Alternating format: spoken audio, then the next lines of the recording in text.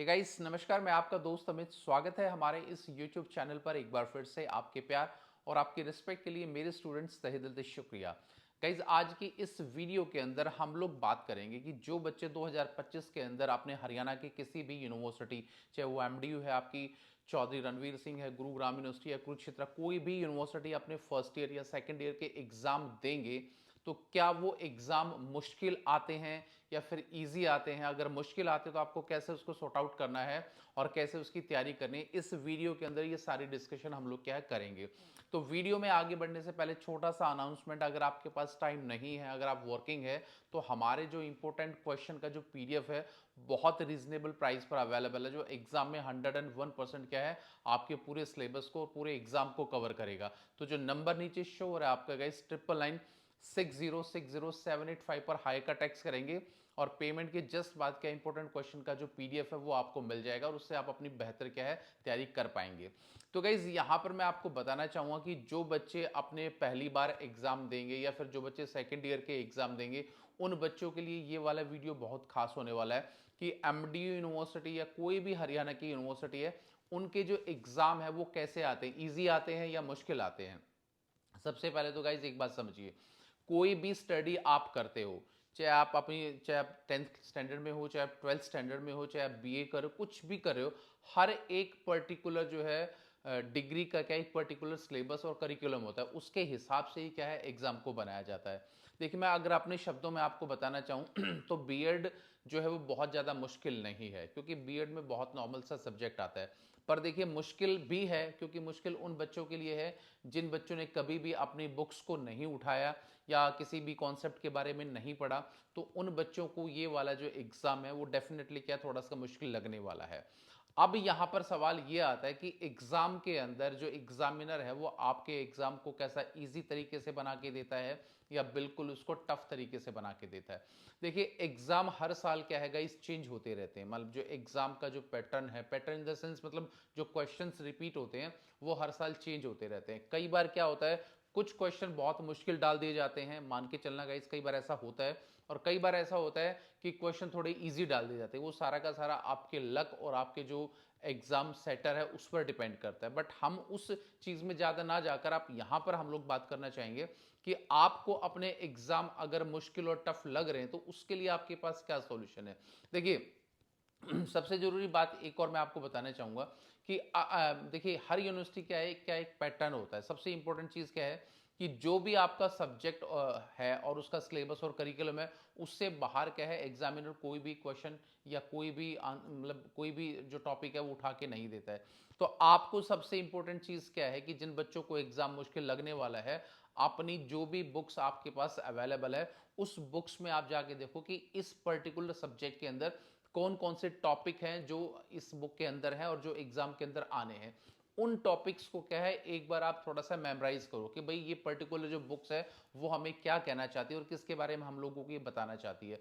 अगर मैं मान के चलो कि फर्स्ट ईयर का पहला पेपर लूँ कि भाई चाइल्डहुड एंड ग्रोइंग अप, ये टोटली क्या है एक सीडीपी सब्जेक्ट है, यानी कि जो चाइल्ड पेडागोजी का सब्जेक्ट होता है जिसमें साइकोलॉजी ऑलमोस्ट आती है, वो उससे रिलेटेड है। अब कई बार क्या होता है, जिस बच्चे ने बीए किया होता है तो बीए वाला बच्चा भी क्या सब्जेक्ट क्या साइकोलॉजी ले लेता है, तो उस बच्चे को ये वाला जो सब्जेक्ट है ना childhood and growing up first paper, वो बहुत इजी लगेगा। अब एक बच्चा नॉर्मल हिस्ट्री, पॉलिटिकल, इंग्लिश और हिंदी और फिजिकल साइंस पढ़ के अगर बीए पास आउट हुआ है और उसने साइकोलॉजी नहीं पढ़ी, तो उसके लिए ये सब्जेक्ट थोड़ा सा मुश्किल होगा, क्योंकि इसके अंदर जितनी भी आपकी थ्योरीज हैं और जितने भी आपके टेक्निकल पॉइंट्स हैं वो समझने में थोड़ा सा आपको टाइम लगेगा अगर आप उस कॉन्सेप्ट को अच्छी तरह से समझते। क्योंकि इसका कारण एक और भी है, क्योंकि बहुत सारे बच्चे क्या है कॉलेज नहीं जाते हैं और ना ही वो अपनी रेगुलर बेसिस पे पढ़ाई करते हैं, तो यहाँ पर क्या है वो वर्किंग होते हैं, कहीं ना कहीं उनके पास टाइम बहुत कम होता है। तो इसीलिए जो फर्स्ट वाला सब्जेक्ट है उन बच्चों को मुश्किल लगेगा। अब मैं सेकंड सब्जेक्ट की अगर बात करूं, जैसे आपका contemporary education in India, guys ये वाला जो सब्जेक्ट है, जिस बच्चे ने अगर मान लें लॉ की थोड़ी बहुत भी पढ़ाई करी है, थोड़ी बहुत कानून के बारे में जानता है, जो हमारे कॉन्स्टिट्यूशन के बारे में जानता है, जो हमारे प्रियम्बल के बारे में जानता है, तो उस बच्चे को इस सब्जेक्ट को थोड़ा सा इजी लगेगा। पर सबसे इंपॉर्टेंट चीज क्या है कि इसकी भी तैयारी बच्चे अच्छी तरीके से करते हैं, बट इस वाले पेपर में भी थोड़ा सा क्या है बच्चों को बहुत मुश्किल लगता है, क्योंकि काफी लेंथी पेपर इसके अंदर आ जाता है। और फिर आपका लर्निंग एंड टीचिंग वाला सब्जेक्ट है, वो भी उसके अंदर भी टीचिंग के एप्टीट्यूड से जितने वो सारे होते हैं। तो कहने का मतलब ये है कि आप अपने माइंड से ये चीज निकाल दो कि भाई पेपर आसान आएगा या मुश्किल आएगा। आप अपने माइंड के अंदर एक सबसे इंपॉर्टेंट चीज को दिमाग में रखो कि हमें अपना जो एग्जाम है उसको अच्छे तरीके से करना है, और एग्जाम देने से पहले कुछ भी जो हमारा कॉन्सेप्ट है उसको हम लोगों को अच्छे तरीके से रिवाइज करना है या थोड़ा सा उसको रीड करना है। क्योंकि जब तक आप अपनी बुक में कुछ भी नहीं पढ़ोगे तो गाइज यकीन मान के चलना, जितने भी एग्जाम है बीएड फर्स्ट ईयर के या सेकेंड ईयर के, वो सारे के सारे आप लोगों के लिए मुश्किल होने वाले हैं। और ऐसा नहीं है कि आप मान लो नहीं पढ़े और आपने एग्जाम दे दिया, यूनिवर्सिटी आपको पास करेगी। बहुत सारी रीअपीयरमेंट आती है और बहुत सारे बच्चे क्या एग्जाम के अंदर फेल भी हो जाते हैं, और ऑलमोस्ट उन बच्चों का पूरा साल ही क्या वेस्ट हो जाता है। पैसा भी लगता है, टाइम भी लगता है, बहुत सारी चीजें लगती हैं। तो इसीलिए टाइम के हिसाब से निकाल के आप अपनी चीजों को पढ़ो। अपने दिमाग से ये हवा निकालना है कि बहुत इजी आएगा मुश्किल आएगा। एग्जाम मुश्किल भी आता है और एग्जाम इजी भी आता है। एग्जाम इजी उन बच्चों को लगेगी जिसने स्टडी कर रखी है, और मुश्किल उनको लगेगी जिसने कुछ भी नहीं पढ़ा। तो गाइज यकीन मान के चले, इस वीडियो के माध्यम से जो कॉन्सेप्ट मैं आपको क्लियर करना चाह रहा हूं कि आप चाहे नोट्स से पढ़ें हमारे, या अपनी बुक से पढ़ें, या कोई भी बुक्स है, पर थोड़ी बहुत स्टडी करना, थोड़ा बहुत कॉन्सेप्ट आपको दिमाग में रखना, ये सबसे इंपॉर्टेंट है। इसके बिना बीएड एग्जाम में काम नहीं चल पाएगा और काफी बच्चे फेल भी हो जाते हैं। तो अब यहां पर मैं कुछ स्ट्रेटेजी आपको बता देता हूं कि भाई जो एग्जाम मुश्किल और इजी के चक्कर में पड़े हुए हैं वो अपनी तैयारी कैसे करनी है। गाइस थोड़ा थोड़ा अभी भी मान के चलो, जैसे मार्च चल रहा है, ठीक है, अप्रैल मई जून, कम से कम आपके पास 2.5 से 3 महीने अभी भी अवेलेबल हैं।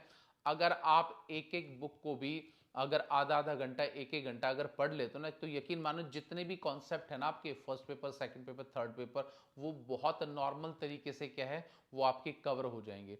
और क्योंकि इस लेवल पर आने के बाद बच्चा ग्रेजुएशन मास्टर्स बहुत सारी चीज करता है, तो आप क्या है उस कॉन्सेप्ट को मतलब अपने दिमाग में अगर आप रखोगे ना, तो बनाकर भी पॉइंट्स के माध्यम से क्या है एग्जामिनर को क्या है एग्जाम आप दे सकते हो। तो इसीलिए आपको थोड़ा सा नॉलेज होना और थोड़ा सा पढ़ना बहुत इंपॉर्टेंट है। अब बच्चे यहाँ पर सबसे बड़ी मिस्टेक या मोटी मिस्टेक क्या करते हैं कि जब उनका एग्जाम होता है ना, उसी दिन वो बुक्स को क्या है ओपन करते हैं। यार एक मान लो मान के चलो कि 2:30 बजे आप लोगों का एग्जाम है, और सुबह आप पढ़ने बैठ गए कि भाई इसके अंदर क्या क्या आता है, तो गाइज वो सिर्फ और सिर्फ क्या है एक तुक्काबाजी है। अगर आपका दिमाग चल गया तो आपने तुक्के से लिख दिया, चलो ठीक है आप पास हो गए।